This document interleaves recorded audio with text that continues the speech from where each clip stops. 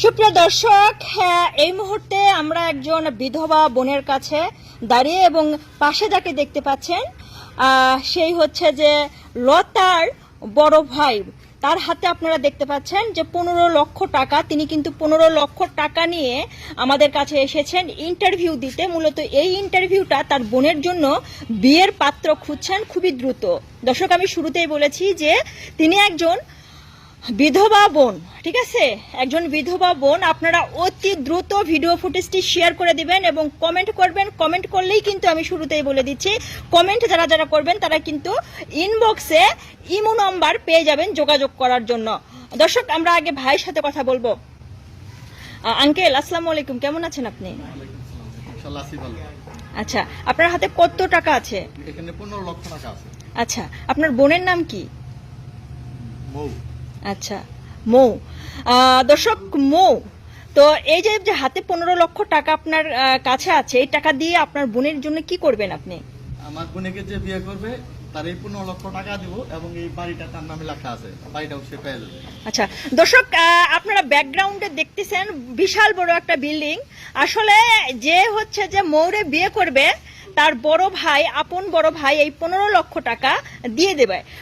মৌয়ের আগে এক জায়গায় বিয়ে হয়েছিল, সেখানে তার স্বামী কোনো একটা কারণে মারা গিয়েছে। আমরা মৌয়ের কাছ থেকে জানতে পারবো যে সে কত বছর সেখানে সংসার করেছে। মৌ, কেমন আছো তুমি? এই তো ভালো আছি। অল্প বয়সেই সে বিধবা হয়েছে। দর্শক, আমরা একটু জানার চেষ্টা করি। আচ্ছা মৌ, তুমি তোমার যে আগের ঘরে স্বামী ছিল সে কিসের জন্য বা কিভাবে মারা গিয়েছে?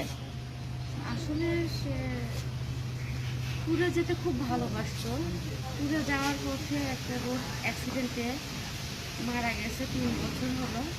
তারপর থেকে আমি আমার ভাইয়ের বাড়িতে আছি, ভাইয়ের এখানেই থাকি। ভাই আমাকে দেখাশোনা করে। এখন আমার তো যাওয়ার কোনো জায়গা নেই, তার জন্য ভাই চাচ্ছে যে আমাকে আরেকটা বিয়ে দিই কিংবা আমি একটা নতুন করে সংসার করি, এই আর কি। আচ্ছা মৌ, তোমার যে মানে বিবাহিত জীবনে তুমি কত বছর সংসার করেছো তোমার জামাইয়ের সাথে? আসলে আমার স্বামীর সাথে আমি 1 বছর ছিলাম। 1 বছর পরে মানে 11 মাসের মাথায় উনি অ্যাক্সিডেন্টটা করে মারা আচ্ছা, গেছে। কোনো সন্তান আছে কিনা? না না না, কোনো সন্তান নেই। তো দর্শক, আপনারা জানতে পারলেন সে 1 বছর সংসার করেছিল এবং সেখানে কোনো সন্তান নেই, তার সন্তান হয় নাই, তার জামাই মারা গিয়েছে। আমরা আরো কিছু জানার চেষ্টা করবো যে সে কেমন পাত্র চাচ্ছে। কেমন পাত্র চাচ্ছ মৌ? আসলে পাত্র তো নির্ভর করবে। এখন আমি একজন বিধবা মহিলা, এখন কেমন পাত্র আমাকে পছন্দ করবে সেটা তো আমি শিওর বলতে পারছি না। দেখা গেল হয়তো যার বউ মারা গেছে কিংবা একটা বাচ্চা আছে, হ্যাঁ বাচ্চা আছে, দেখাশোনা করার জন্য যদি একটা মা লাগে, আমি চাই আমার বোনটা যাতে সুখে থাকতে পারে। তো একটা বাচ্চা থাকলেও সমস্যা নেই, কারণ মেয়ে জাত মানে মায়ের জাত, তাকে লালন পালন করতে পারবো, এটাই আর কি। তাছাড়া আমার কোনো স্বপ্ন নেই। আচ্ছা, আপনার কাছে আমি জিজ্ঞাসা করছি যে আপনার বোনের জন্য আপনি কেমন পাত্র খুঁজছেন? মানে ছেলে বেকার হোক বা কর্ম করে বা হচ্ছে যে স্টুডেন্ট অথবা হচ্ছে যে প্রবাসী, এ ধরনের কোনো পছন্দ আছে কিনা? ছেলেটা সৎ এবং সরল থাকতে হবে। আচ্ছা, মূলত সৎ এবং সরল থাকতে হবে, ধার্মিক ছেলেই চাচ্ছে। গরিব থাকলেও চলবে। যে 15 লক্ষ টাকা নিয়ে আসছেন, এটা কিসের জন্য মূলত দিবেন আপনার বোন জামাইকে? এটা কর্ম করে খাইতে পারে, এই টাকাতে ব্যবসা বাণিজ্য বা এটা কর্ম করে খাইতে পারে।